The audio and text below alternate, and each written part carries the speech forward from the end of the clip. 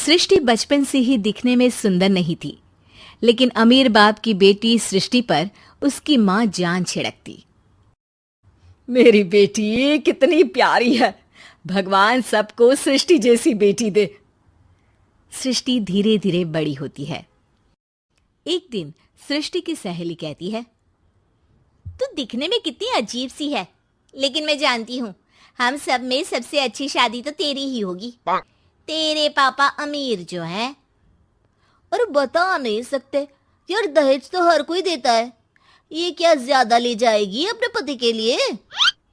अरे बड़े शहर में कोठी है इसके पापा की। अरे पापा की है ना, कौन सी इसकी है? इसकी होती तब तो कोई भी लड़का इससे शादी कर लेता। अरे पापा की मतलब पापा की है तो मेरी ही है ना? किसने कहा? अब तेरी तो तब होगी ना जब तेरा भाई ना हो। वैसे भी शादी के बाद सारी प्रॉपर्टी भाई के नाम होती है। सृष्टि समझ जाती है कि उसे किसी भी हालत में माँ बाप की सारी प्रॉपर्टी को अपने नाम करना है, लेकिन कैसे? एक दिन सृष्टि का भाई शीनू कहता है, बहन क्या कर रही है?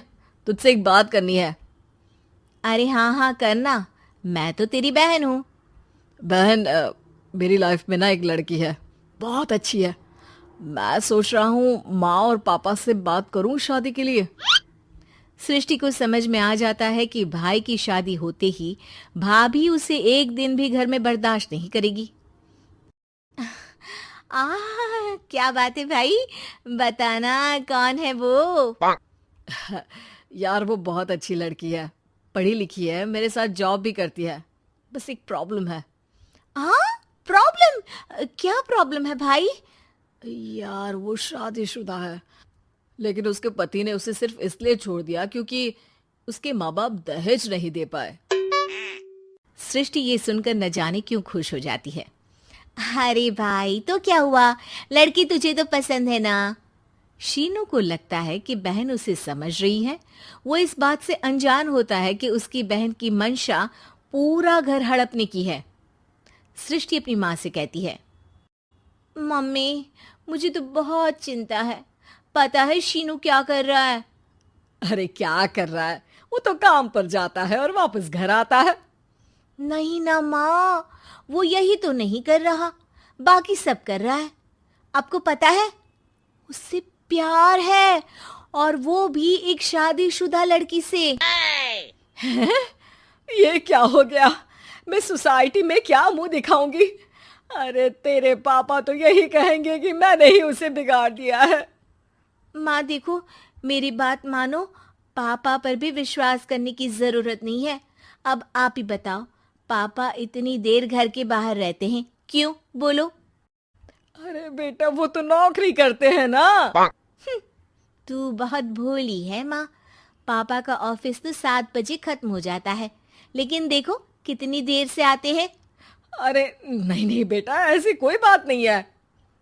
सृष्टि माँ को एक औरत से बात करते पिता की फोटो दिखाती है। देखो माँ, कैसे हैं पापा? मैं ना कहती थी कि पापा सही नहीं है। मैं तेरे पापा से बात करूंगी, दे फोटो मुझे। ओ माँ, वो तो डिलीट हो गई। लेकिन चल, तूने तो देख लिया ना। पापा से बाद में बात कर लेना, और हाँ, मेरा नाम बिल्कुल मत लेना। हाँ माँ।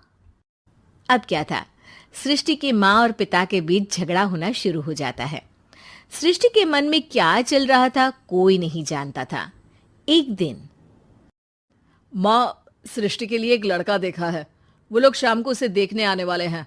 और हाँ माँ, एक खुशखबरी, मैं और पापा मिलकर एक नया बिजनेस ट्राई कर रहे हैं। शाम को लड़का आता है, सांवले रंग का। सृष्टि को तो बिल्कुल भी पसंद नहीं आता। लड़की की माँ कहती है, लड़की का चेहरा तो कोई खास नहीं, लेकिन अगर मेरे बेटे को आप लोग सेटल कर दें तो मैं उसकी शादी आपकी बेटी से करवा दूं। सृष्टि को लड़का बिल्कुल पसंद नहीं था। उसे भाई पर गुस्सा आ जाता है। लड़के वालों के जाने के बाद कहती है, माँ देखा, शीनू मेरे लिए कैसा लड़का लेकर आया, न दिखाने लायक न सुनने लायक, सेटल भी नहीं, वो भी हम करे। अरे माँ, मैं जानती हूँ ये मेरी शादी किसी भी घर में क्यों करवाना चाहता है। अरे कैसी बात कर रही है बहन? तूने तो देखा ना, लड़के को मैंने ही मना कर दिया तुझसे शादी के लिए। जिसने लड़का बताया था उसने उसकी बहुत तारीफ की थी।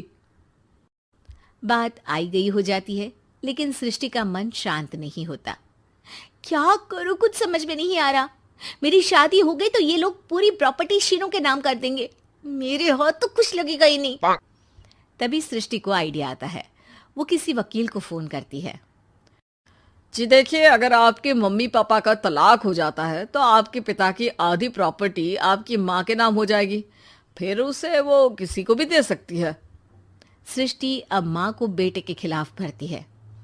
माँ, शीनू पर नजर रखा करो, वो जिस लड़की के प्यार में है ना वो शादीशुदा है।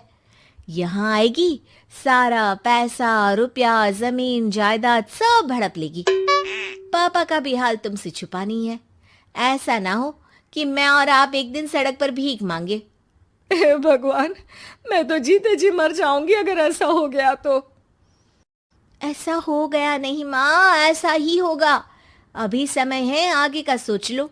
मैं तो कहती हूँ पापा से आधी प्रॉपर्टी लेकर अलग हो जाओ। पापा की आधी प्रॉपर्टी भी हम लोगों को अगर मिल जाती है ना तो अगले 7 जन्म सफल समझो। बेचारी माँ बेटी के कहने पर पति से तलाक लेकर अलग हो जाती है। सृष्टि अब पैसों से गाड़ी और अपने दूसरे महंगे शौक पूरे करने लगी। उसके दोस्त भी उसके पैसे इस्तेमाल करते। सृष्टि, कल तुम कहाँ थी? मैं सारा दिन घर पर अकेली थी। तो मैं क्या करूं? मैंने ठेका तो नहीं लिया है ना तुम्हें संभालने का। माँ को सृष्टि से ये उम्मीद नहीं थी। वो बैठकर रोने लगती है। वहीं उसका पति यानी कि सृष्टि के पिता आ जाते हैं। मैं जानता था कि तुम्हारा यही हाल होगा, तो आपने मुझे रोका क्यों नहीं? मैं रोकता तो तुम रुकती क्या? सृष्टि के कहने पर तुमने मुझ पर अपने बेटे पर शक किया, लेकिन तुम ये भूल गई कि कैसे हम दोनों ने मिलकर जीवन में इतना सब खड़ा किया। माँ पति के गले लग जाती है। मुझे माफ कर दीजिए, मैंने आपकी कमाई का एक बड़ा हिस्सा गवा दिया। कोई बात नहीं, तुम साथ हो तो मैं ऐसी 7 प्रॉपर्टी खड़ी कर दूंगा। तभी वहां सृष्टि आ जाती है रोते हुए। माँ, मयंक ने मुझे छोड़ दिया। वो बोल रहा था जब तक मेरे पास पैसे थे तब तक ही वो मेरे साथ था। पापा, माँ, मुझे माफ कर दीजिए।